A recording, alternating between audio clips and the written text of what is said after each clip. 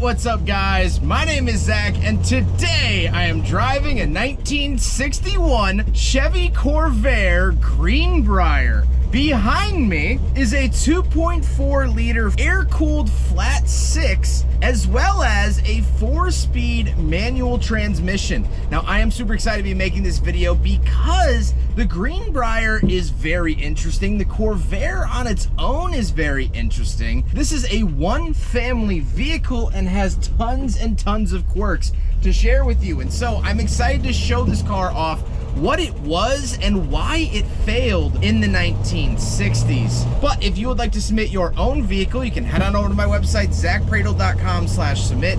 It's a quick and easy submission form, takes under a minute to fill out, and I come out to you. But let's get back to that air-cooled flat 6 all the way at the back. Well, Chevrolet in the 1960s wanted to make a more economical car, and so they looked to Volkswagen for inspiration. But they didn't look too hard. All they did was they saw that they were air-cooled and said, all right, let's make air-cooled vehicles. They kind of missed the point of what made Volkswagen so economical, but this is the 80 horsepower flat 6. Now, for some reason, I'm not totally sure why, but Corvair owners always refer to the engines by their horsepower number. There was a 90, there was an 80. So this is the 80 horsepower. It's nothing special, but it gets the van moving, and that's all I can ask. Like I said, paired to it is a 4-speed manual transmission. Now, this is my first time driving a Corvair with a manual, and it is very, very strange because the shifter actually curves towards the back of the vehicle because the transmission is actually so far behind you. And so when you shift, first gear isn't really left and forward, it's left and down. And second gear is almost left and up. You pull it up towards your body. Third gear is right and down. Fourth gear is right and up, almost like you're gonna shake the hand of your passenger. It's very, very strange to shift, at least in terms of the pattern. And I've driven over 1,500 cars here on the channel, and this is a very new experience. So I always welcome new experiences. It'll take a little bit of getting used to from a modern hand, but I'm no stranger to that.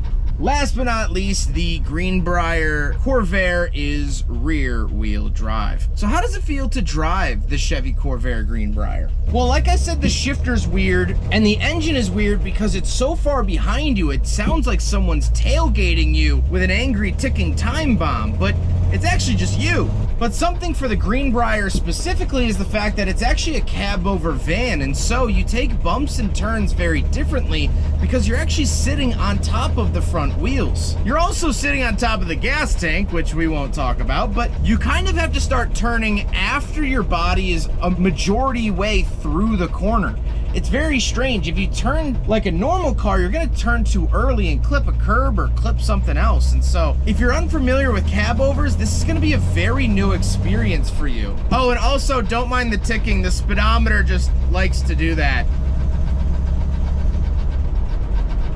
With that stuff out of the way, let's talk about the interior. Well, in front of me, I have a fuel gauge and speedometer. That's it. That's all that they gave me back in 1961. I also do get my wipers and lights, lighter and key switch, and on the steering wheel, we don't have anything but the horn.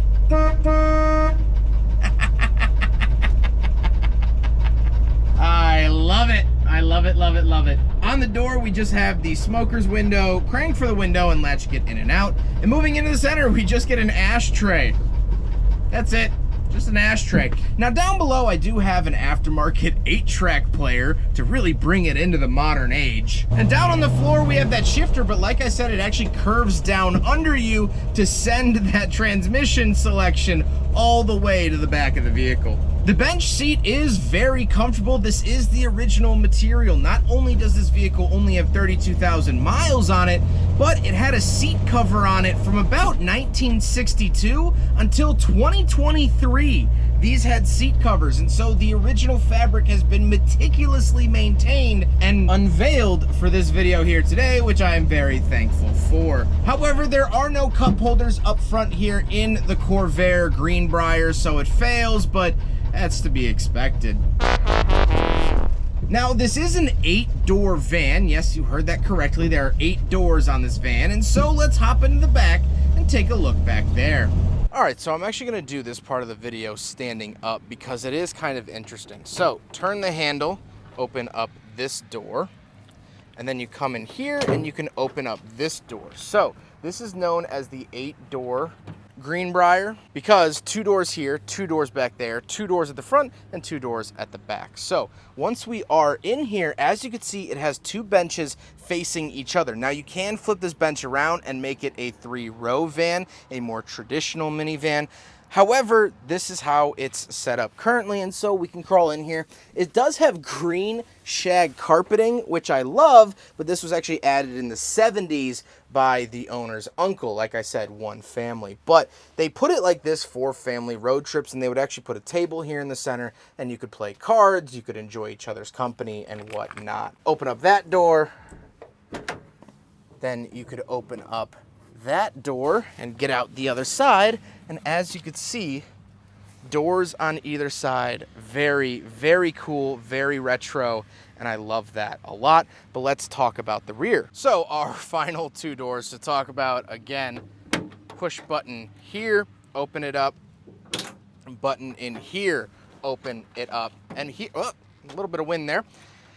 And this is the rear cargo space of the Greenbriar Corvair. Very, very cool. Under here, as you were seeing, is the engine compartment, and that is how you access the engine. However, if you just need to check the engine, there's a little handle here, and you can do so down here. So you can check your oil and filters and things like that down here without having to take the giant engine cover off, which is really nice. But then you could open this back up, and that is the rear cargo space of a Greenbriar. Very, very cool. Now we gotta talk about the looks, and yes, I understand the irony that this is a Greenbriar and it's blue. Greenbriar basically meant wagon or people carrier in Chevy's naming system. It doesn't mean actually the color green. They also did a Chevelle Greenbriar later on. That was like a wagon, but I love the look of it. I love the flat face of it. I love the blue. I think it's very period correct, very 60s, very happy, very joyful. And that's how those cars were back in that era, and that's how this Corvair Greenbriar is, which I adore. You also do see the fins on the side because this is an air-cooled engine, and those are used for sucking in extra air. Very, very neat. However, with all of that being said, let's get on to my final thoughts. What do I think driving not only another Corvair, but specifically the Corvair Greenbriar? Well, I've enjoyed my experience. It's very quirky and weird. My brain can't accept the fact that this is an American car and not a German Volkswagen. I kept wanting to say, like, oh, you know, it's weird, but that's how the Germans were in that era. No, this is American, baby. Red, white, and blue, stars and stripes. This van is a lot of fun, and as you saw in the back, it's very practical. The 8-door is what drew the original owner to this. Most vans of the era only had doors on one side, and that actually stuck around up through the 1990s. Take a look at this Ford Aerostar that I drove earlier today. Only has a door on one side. So it's practical, it's interesting, it's fun. It's not hard to drive once you get it down. There is an adjustment period for modern cars, but I'm sure in the era it was fine. However, there were some drawbacks that ended up killing the Corvair. First of all, with no issue to the Corvair, there was a book that came out that was called Unsafe at Any Speed. It was basically an open letter to the US government about how cars in the 50s and 60s were unsafe. It was written by Ralph Nader, who later went on to have a political career, and he used the Corvair as the subject of this book to showcase why vehicles are unsafe. And so the Corvair got a really bad rap because of it. That's like if someone asked you to be the spokesperson for a pill that makes you fart less. Even if it does its job and fixes it, you're still the face of the guy that had farting problems and needed a pill for it. It's not a good look. That also paired with the rear engine issues. Now it's an air-cooled vehicle. They would overheat in traffic if it was really hot and gridlocked. Whatever you put in the rear cargo floor, no matter how flat and wide it was, would get cooked. The owner keeps gloves back there in case he has to take the engine cover off after it's been running any point in the last day. It gets real toasty, and so you put a pet back there, they're gonna burn their paws. Little stuff like that ended up making big differences, and so the Ford Econoline, which I've driven in 1965, ended up sticking around for a lot longer. We actually still have them today, where the Corvair Greenbriar didn't. Its subtle fallbacks ended up producing giant cracks in the marketing campaign. and led to this vehicle's demise. Sadly, the Corvairs never made it out of the 60s. And while I think that's a shame, I also think that there's something so poetic about it.